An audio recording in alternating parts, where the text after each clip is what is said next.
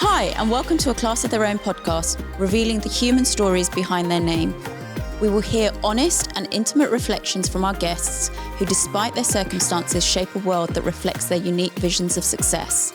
Join me, Mira Magacha, to learn from these inspirational people and take the first step to make your own change. On today's episode, we're joined by Alpesh Patel. Hi, Alpesh. How are you? I'm very well, thank you. How are you? Good. How's your day? Busy, as always. So I've known you for a really long time in terms of when I was in my teens, and we were at Garba, and then I put the connection of who your brother is. Yep. And I didn't know you were brothers with Hemesh. Yep. And so when I think about it, it's probably been a good, without giving away my age, 30 years. A little bit more than that. Yeah. No, it's been about 30 years. And Garba, for anyone who's listening, is the religious 9-day festival as part of the Hindu calendar, where we went, and now I'm going into a role. I'm really interested about your explanation of Garba. Garba is where you go to dance for 9 days as part of a Hindu ceremony. Celebrating goddesses. Celebrating the 9 goddesses, hence the 9 days. So who is Alpesh? Who am I? I am a 50-year-old, God help me, single Indian gay male. Those are my protected characteristics for someone in HR. I'm not in HR anymore. But just so you can relate to them. But yes, that's me. Those are the things, if someone asks me, who am I? Yeah. Those are the things I would say: my age, my sexual orientation, my sex, my ethnic.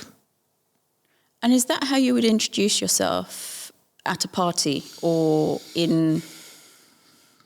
In a party, I would probably... In a social setting or a work context? No, in a work context, I would say my name, and then whatever, it depends in the work context, so who you're talking to, right? It's the individual. But this is different because we're talking about me as an individual. Yeah. Whereas that is about in a professional setting, I'd say I'm the co-founder of Refill Therapy. I'm a director of Libertas Finance, or I was the COO of Money Shop, things like that. So it depends on that situation that you're talking about. Whereas you ask me, who am I? And I know you on a personal level. So I am telling you the specifics for the people viewing this. And then I'm sure you'll ask me some very interesting and poignant questions that will bring the real essence of me out through the course of the next 3 hours. I hope you're ready for that. We are not going to be going for 3 hours. All right, okay. Just so we can manage expectations. The reason I was here. So Alpesh is a 50-year-old gay Indian man. Indian. I was Indian first, then gay. Indian, so we'll then just gay. go in there. Yeah. Okay, Indian, then gay. Yeah. And so tell me about the story of you coming out as an Indian gay man. So the story is, I didn't really...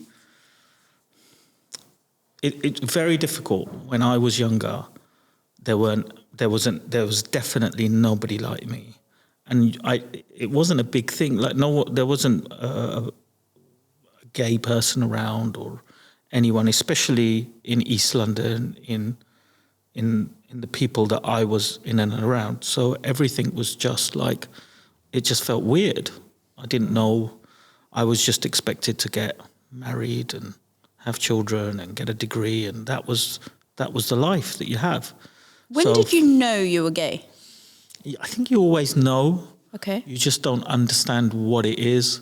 So there's a thing, what you're attracted to, but you don't really understand it. Whereas I'd imagine for a heterosexual person, because there are things that you can see everywhere that replicate what you're feeling, you understand it, and therefore that's fine. Whereas you have to shoe in your feelings into what you see on TV, in dramas, in your own personal life, people that are around you. So it's different. Mm-hmm. So I didn't have that. So I just had to guess as you go along.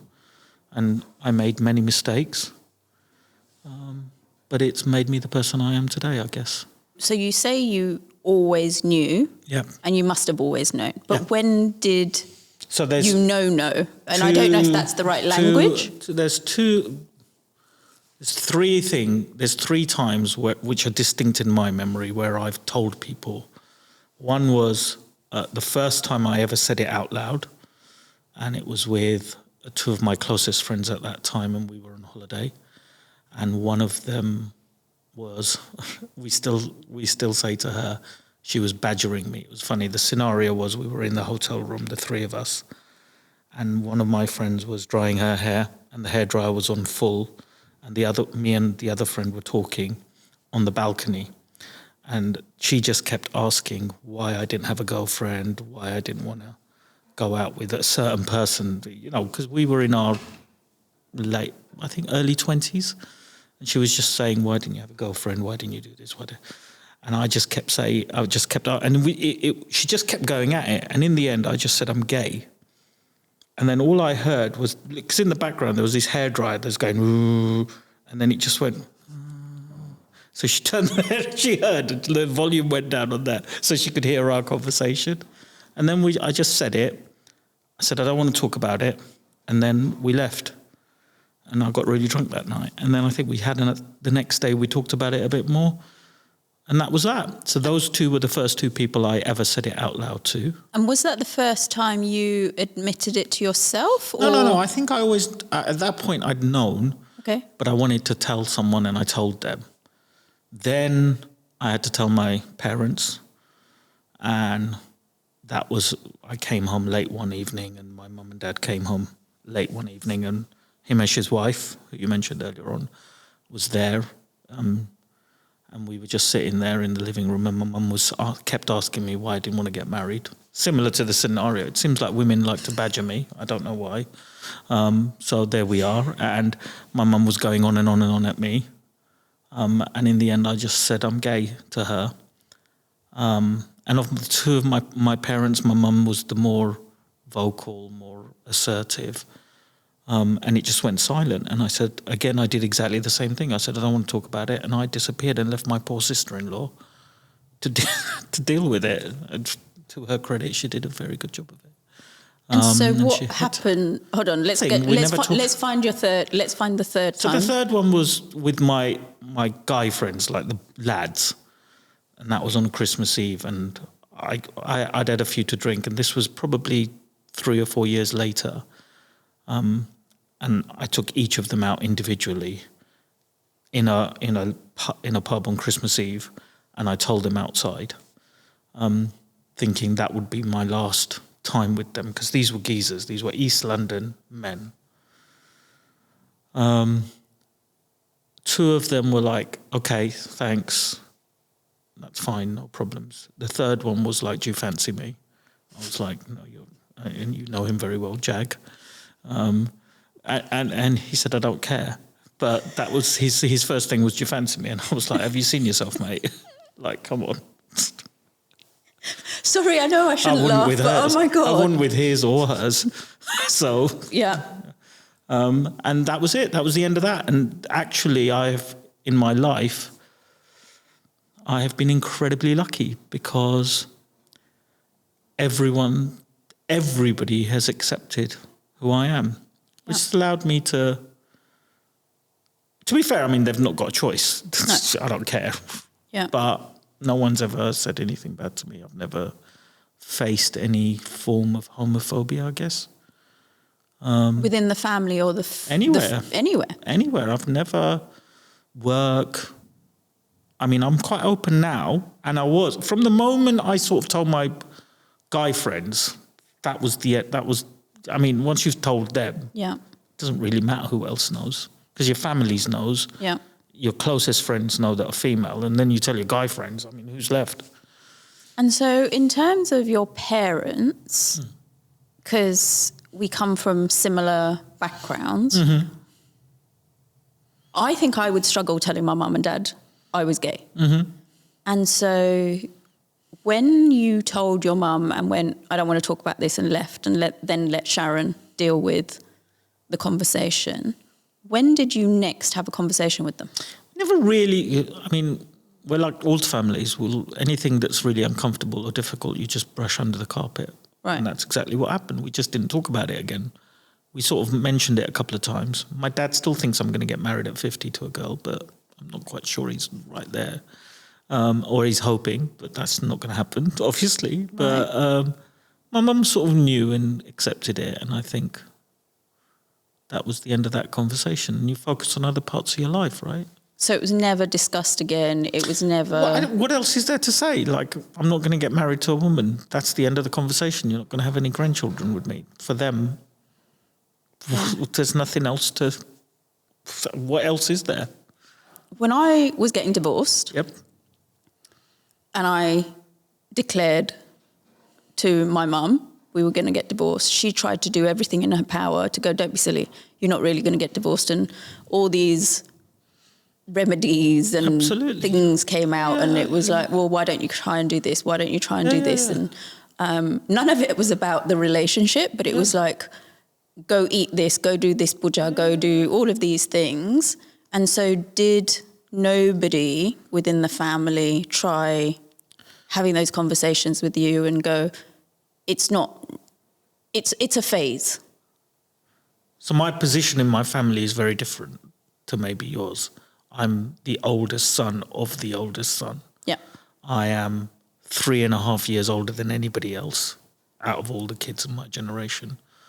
I'm the first one to go to uni. And therefore, I had a level of respect. No one would ever tell me what to do or how to do it.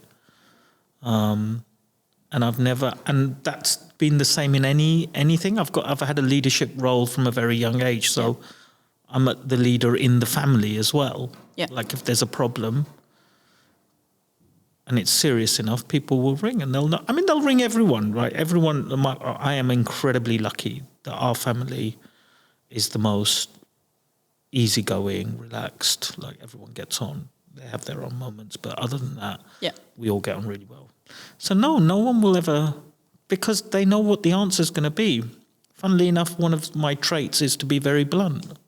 Don't know if you've quite worked it out yet, but I'll just say it as I see it. Generally, I've managed to curb my sharpness as I've got older, but generally I will get across my point. And I always find that people will be afraid to ask you a question if they think they're going to get the real answer. So no one approached it. So no one will say, because if someone had said it to me, I'd have said, well, it's none of your business. I'm not asking you about your business, so why are you asking me about my business? Right. What difference does it make to you who I'm in bed with? And I would go there with anybody. Yeah. And then where would they go? Yeah. What can they... Well, it's got nothing to do with anyone. I don't go around asking, well, God, your wife's really ugly. Why did you pick her? Like, why? I love where this conversation is going. This episode is brought to you by Play for Change. Play for Change brings together leadership coaching, expert facilitation, and builds communities. They help craft real connections, spark learning, and turn play into powerful experiments to enable better relationships with yourself and others around you. Let's redefine how we connect and learn through play. To find out more, go to playforchange.co.uk, links in the show notes below. What was your drive for going to school, going to college, going to university? What was the thing that motivated you? Not getting beaten by my mum or my gran. I mean, there was no drive. I mean, I think you have a very weird idea. There's no drive. You go to school, you get to school, you come back, you get good grades, you go to uni. That was drilled into you from a very young age. And like I said, I'm the oldest, so I was expected to do it. So it was, I think the phrase was degree, bachi dikri. Yeah. Degree, then daughter. Then daughter, yeah. Which is wife. That was like, and when you're told that from the age of 5, that this is your path, you just do it. And the degree was non-negotiable. That was actually a thing. I mean, I did everything I could to screw that up because, I mean, I I did my A-level. I got all right GCSEs. I mean, I'm not very academic. I did all right A-levels, GCSEs. Then I took my A-levels. I got a B and 2 N's. So N's, for anyone that doesn't know, is nearly but not quite. Quite literally, it's between F and a U. Right. So I retook the 2 that I got N's in and managed to get 2 U's because I'd unlearned in the year. Only you, Alpesh. Only you. That was my year of smoking cannabis, so I had a lot of fun and whatever. And at that point, my mum said, get out. So they kicked me to Brighton, and I did a have no degree, or a H&D as they call it. Have no degree. Yeah. Your mum kicked you out? Yeah, she said, you can't stay in East London, you have to go to Brighton. What was in Brighton? University. But I had to do a H&D in university. Okay, so because I only had 1 A-level, yeah, I couldn't do a degree. Right. So I had to get on a H&D course. Right. So that then I could go on to a degree course. But why my mum Brighton? said you can't live at home. But why Brighton? Because that was the only place I could get a place. Okay. I didn't pick it because it was the gay capital of the UK. At any point. It was just that they had a course, maths, with business applications. Okay. So I ended up going there, spent 2 years there and got a distinction. Lo and behold, not being in East London, I actually studied. Okay, so... And got all right marks. Then I came back to East London because obviously that's the clever thing to do, and got a 2-2, or a Desmond as we like to call it. A 2-2 is now known as Desmond. I'm loving my East London... Have you not had a Desmond 2-2, the bishop? You did? Do you remember? That's what they used to call it, a Desmond. I didn't get a Desmond, so we're good. Oh, all right. Let's not all show off just because you were clever. So you came back to East London. Where did you go to uni? East London. Literally East London. Okay. Literally East London. Stratford and Barking. Okay. Yes. And what? Maths and computing. Who'd have thought it? I've got a degree in maths and computing. Well, useful skills. Not really. Computing? No, not really. I was terrible at computing. Okay. C++, writing, programming. No. I wasn't great at English. I mean, I'm not going to write anything in C++, am I? And so why did you choose that degree? Because I'd done a maths with business applications. So I ended up having to do maths. And I actually didn't mind statistics and algebra. I liked integration and differentiation. It's a really weird thing to say out loud. I'm glad you shared that with the world. It's really weird. Don't judge me. Okay, so let's go back to the story rather than getting sidetracked, which is you got kicked out of home, you got a distinction, you were in Brighton, you came back to East London. Yep. For your mum to kick you out, again, coming from the similar heritage, that's got to have been a big decision for her as well. I don't... What was she trying to teach you? I think she knew that if I didn't leave, I would never do it. I'd just never I'd end up, I don't know what she thought, but she just said, you can't live at home. Okay. That was the end of that subject. And you leave, right? If your mum says, you go, you go. And what did that feel like? What did that drive in you? I think the first time, that first day, bearing in mind I lived in East London and everybody, like the majority of people were Asian. So that was my environment. And then at home, everybody was Asian. And then I go to university in Brighton in 1992. And I walk into a house and I'm sharing a bedroom with a guy from up north. Like literally, I'm in the room and we've got a kitchenette in the room. And for the next 8 months, I'm going to be in this room. And every other person in the house was white. And I was the only Asian person. And that really made me more self-confident because I had to learn to just deal with different people. So weird. I loved uni after that. And I think it's an amazing place because it gives you so many different challenges that you wouldn't get in normal life. I think in work you get it, but not as much. In uni, there's just people from everywhere doing all sorts of different things. And for me, that ethnic change, I was the only Asian person in a house of 20 people. Mm-hmm. And that first night, we walked into the pub And I don't, like in East London, we didn't drink beer. We drank vodka or spirits. So everyone's ordering beers. The only one I knew was a snake bite. As soon as I ordered a snake bite, everyone thought I was a hero because they're looking at me going, Jesus, this guy can drink. I didn't know. What does the next part of your journey look like? So then I was working part-time, like every good Indian boy does, to earn some extra cash. Right. Not to buy drugs, I might add, just to... Because you might come from East London, but you didn't need to do I'd that. finished all that stuff. Yeah. And then I was working part-time. I was a really good salesman. So when I graduated, my manager said, why don't you work full-time up until Christmas and then go and look for a job? And then this was in Curry's in Stratford. And then I worked there and I was earning a lot of money. And I was like, all right, I'll do that. And then I was the best salesperson in the whole region for that Christmas period. So I earned a lot of money.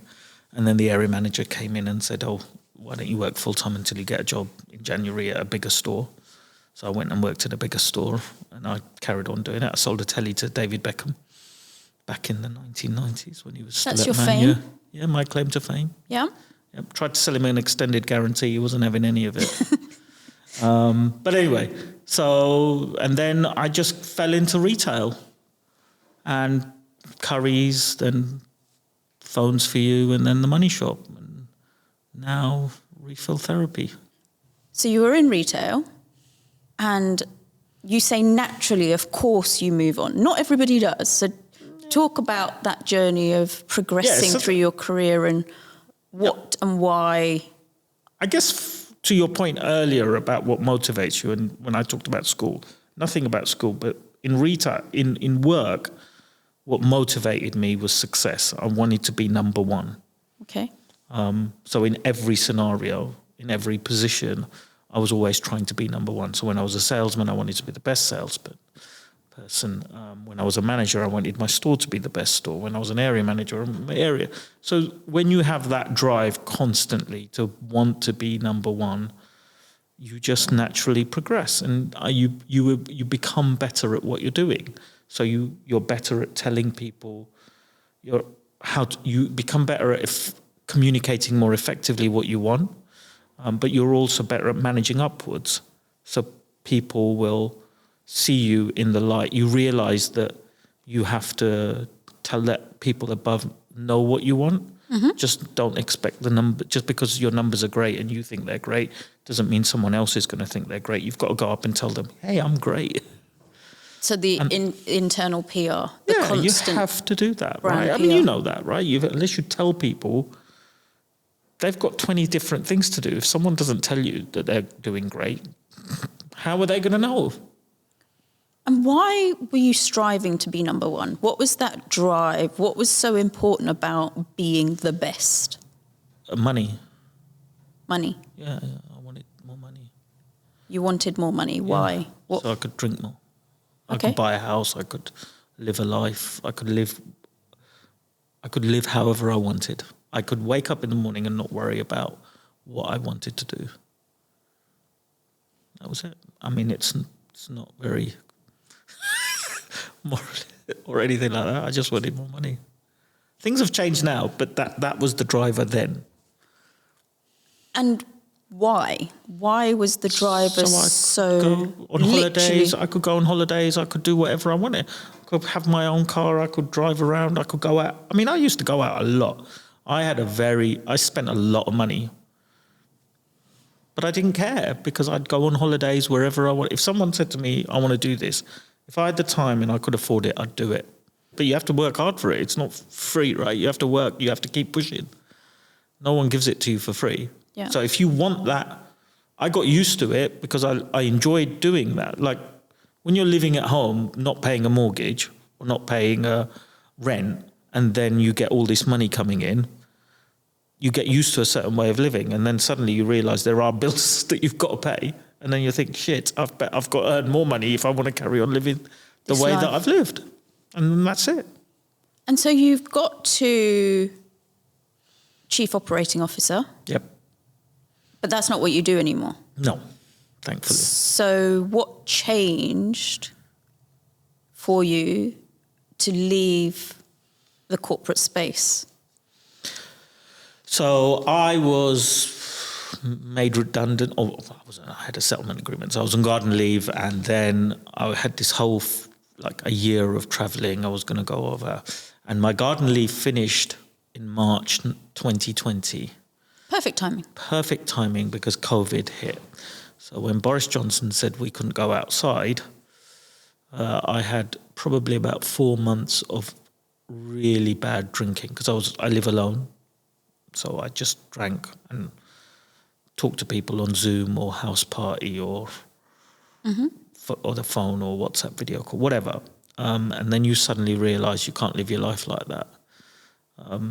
So then I started to very slowly exercise and have a routine, and then started to talk to Dax about other business opportunities. And he came to me with the idea of a zero waste shop, because his son, Kian, was giving him a hard time about how much plastic they were producing that was going into landfill. So we started to research it. We talked about it a little bit. And it sounded like an interesting prospect. So the following year, we opened the company on Company's House in January. And then in August, we opened our first site in Hackney Wick. And so the retail background is natural because you come from a retail background. Yeah. The sustainability angle and the refill angle is different. Yep. There's a mission to have less plastic waste. Mm-hmm. It comes from your co-partner, your co-founder's son, as in the idea, the concept. But what drives that decision to invest and not just go straight back into another corporate job? You get to a point where you just want to try something, right? I've always worked but there's no harm in trying. I've always worked for other people, so let's give it a go. I mean, I wouldn't do anything else now. I couldn't work for anyone else now, 3 years on. But back then, the decision was because, let's give it a go. It wasn't anything other than, like, I wasn't an eco-warrior. I wasn't someone that was like, oh, my God. I mean, we've screwed the world up, my generation and the generation above me. So sorry for anyone in their 30s and 40s, 30s downwards, because we've basically screwed it up. So at least this way I can feel like I've done a little bit. You can't impact and change the world. What you can do is allow people to live more sustainably if possible. So our culture in the UK is about convenience. You can't change it because our pace of life is too hard.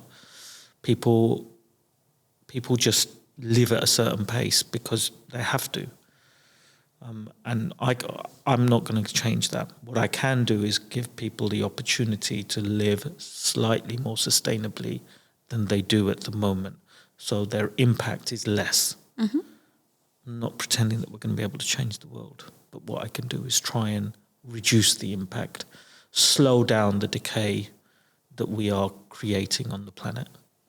And earlier you talked about your key driver being about material wealth, making as much money as you can. Mm-hmm. Owning your own business, I imagine, is a different scale of gaining that wealth and doing it as quickly as you can, and all the things you talked about earlier. Yeah. So what brings that to the forefront now, and what's important? What is success today compared to that drive for, I just need to earn money? So now it's about being content. So I have to be content. So I'm content because I'm in a business that I love. I enjoy going to work every day, cleaning fridges like I did today, or whatever. I don't mind doing all that. So it's being content. Now, that still requires money, right? I'm not naive. I want to retire at some point and travel the world and all that other stuff. So I still have to earn. But I'm not fighting it. We'll get there. I'm content. And I don't have to earn millions. I just have to earn enough to make sure that I've got a decent standard of living when I retire for a short period of time, because I don't want to live forever. Is there anything that you're missing as a result of making the choices you've made to set up a business? No. No, we've gone through some hard times, but I haven't missed anything, because everything's been a learning experience. It's really true what they say, that if you can get to 3 years in a small business and you're still there, you're probably going to stay. And we're nearly at 3 years. Well, technically we're post 3 years because we opened the business in January on Company's House, but the actual shop didn't open until August. So, yeah. What's the next season of your life? What does that look like? So as soon as I can, I want to retire. So build the business up to a level that allows us to retire. Travel the world as long as my health allows. I've got this recent fascination. I was telling a few of my team, so I can't wait to retire. And I said, I can start smoking again. And they were like, what are you talking about? I said, I can start smoking again because I don't want to live forever anyway, so I might as well. I love smoking. I've given up for 3 years. It's really annoying. As in tobacco smoking? Yeah. So I'm just going to start smoking again. Die early. Okay. Don't want to live till 80. God forbid. No. Die young, live hard. Fast. What's the word? Phrase? I'm not going to ask you. I mean, you don't even know what a Desmond is. Clearly not. If you could go back in time and give yourself advice at the age of 15, what would you say to yourself? Don't worry about what other people think. And at what points did you care about what other people think? You always care a little bit, but then when you get older, that level of care diminishes. And you also realise that everyone's got their own their own bag of shit. So really, you're not on your own. Everyone's going through shit. They just like to put on a face. And I hear a lot of the shit because of what I do. So everyone goes through it. My advice would be just carry on. Life's okay, and don't worry about other people. We've talked about what advice you would give to yourself in your younger years, but what advice would you give to all listeners about your lived experiences? So I always say this, not always, but if someone asks me this, my one true learn is don't judge, just listen and try and understand the other person's perspective. It's such a powerful tool to have. When you're listening to someone, you might disagree with them. You might totally disagree with them, but they're saying something that they believe, and that's through their experiences or their lived experience. So just try and understand it. You don't have to agree with it, but just don't always swat it away out of hand or be aggressive towards it, because our world has become too polarized, and it's because people have become more extreme. Most people are in the middle. Just understand, just listen and try and understand the other person. It will make you much happier. It's not about them, it's about you, because then you'll stop getting angry. You'll stop getting angry. That's really true, actually. You did some work with with a charity a while back. I still do. You still do? I volunteer for the Samaritans, which is why I have a very peaceful voice. Sometimes. When I'm on a podcast or on the phone. And what has that taught you or given you as life skills to take into everything that you do? To listen actively, which is an incredibly difficult thing to do, and to not judge. Don't give advice. I give less advice now than I used to, because I can't give advice on Samaritans. Yeah. Because you You don't know what's going on really. You just hear one person's perspective. So there's no advice to be given. And actually, every time you give advice, you take accountability for someone else's behaviour. So don't give advice. Just allow them to get to their solution. And is that something you now live by in your personal and work life?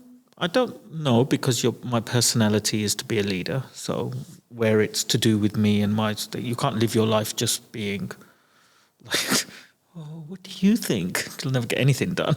Yeah.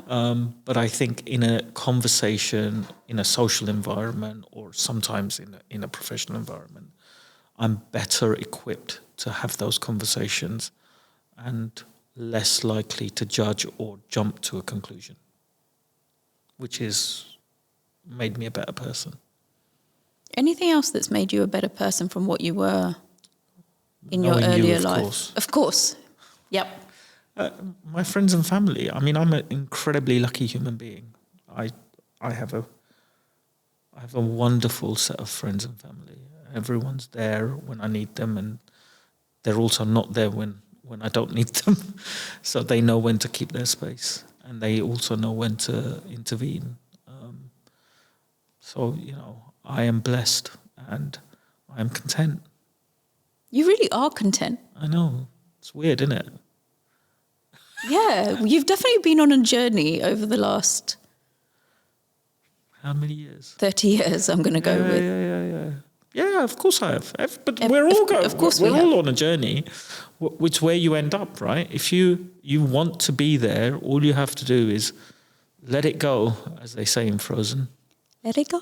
No, I'm not going to sing. Just let it go, because that shit is going to freak you out.